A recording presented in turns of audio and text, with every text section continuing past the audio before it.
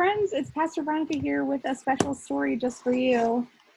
Tonight we are reading our final story from our bedtime book collection of fairy tales by Daniel Sansauchi.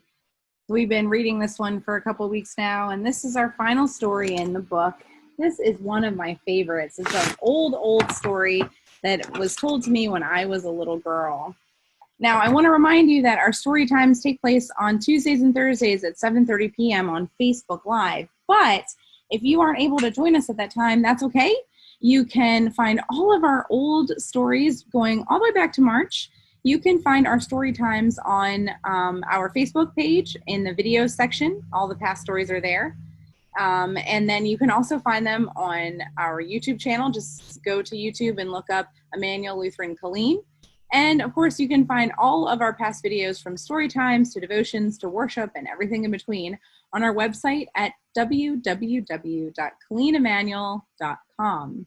So I hope that you will take a look at some of those past stories that we've done. Of course, if there is a story that you'd love for me to share during our story time, please feel free to let me know. You can call or text me at 443-613-2674, or you can send me an email to pastor@colleenemmanuel.com.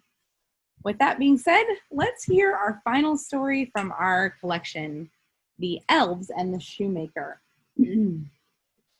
So this is on the shorter side, but I'm going to go ahead and show you the beautiful picture that was illustrated to go along with it. You guys see that?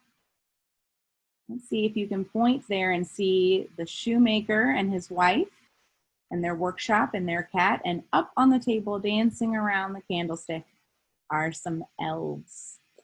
So let's hear this story.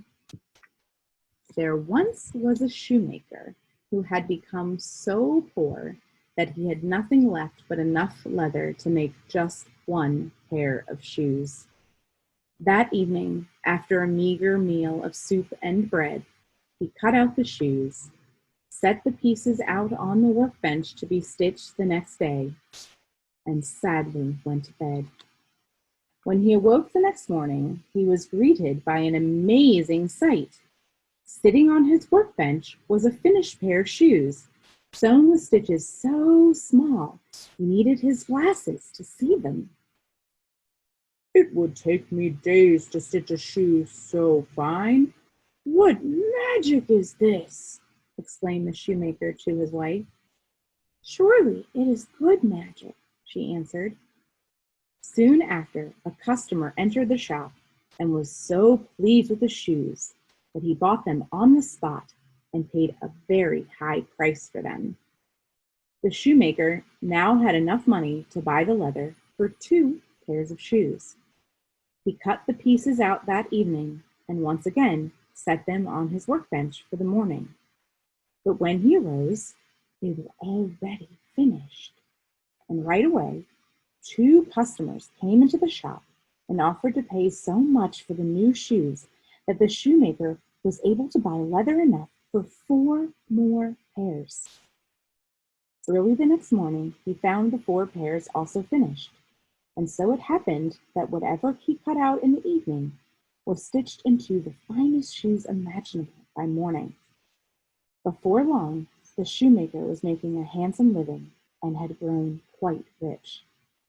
One night, not long before Christmas, when the shoemaker had finished cutting out the pieces of leather to be stitched into shoes, he turned to his wife and said, "Let us sit up tonight and see who is making us so wealthy." His wife agreed, and they hid in a corner of the room behind a curtain and waited.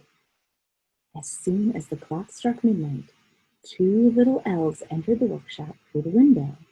At once, they seated themselves before the shoemaker's table and began to stitch and hammer the leather into shoes with such nimble little fingers that the shoemaker could scarcely believe his eyes.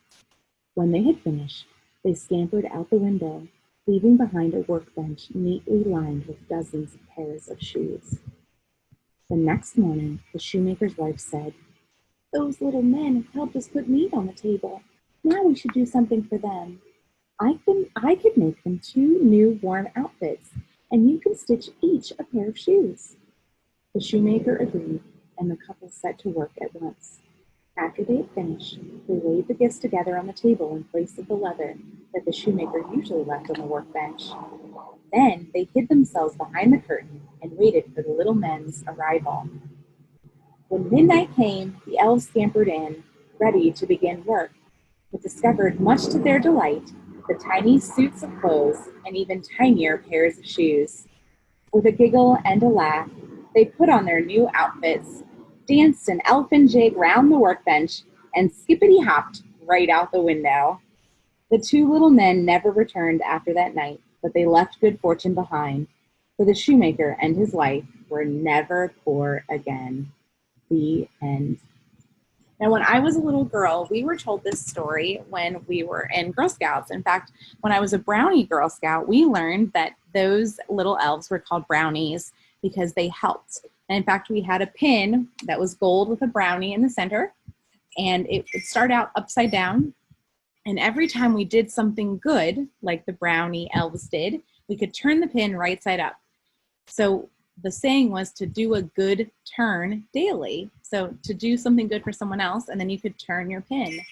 And so I love hearing the story because it reminds me of how I was urged when I was little to do a good turn daily. And so that's what I want to urge you to do. You don't have to be a scout or anything like that at all to do something good for someone else. But these elves did something good, not expecting to get anything out of it at all. They just did it to be kind.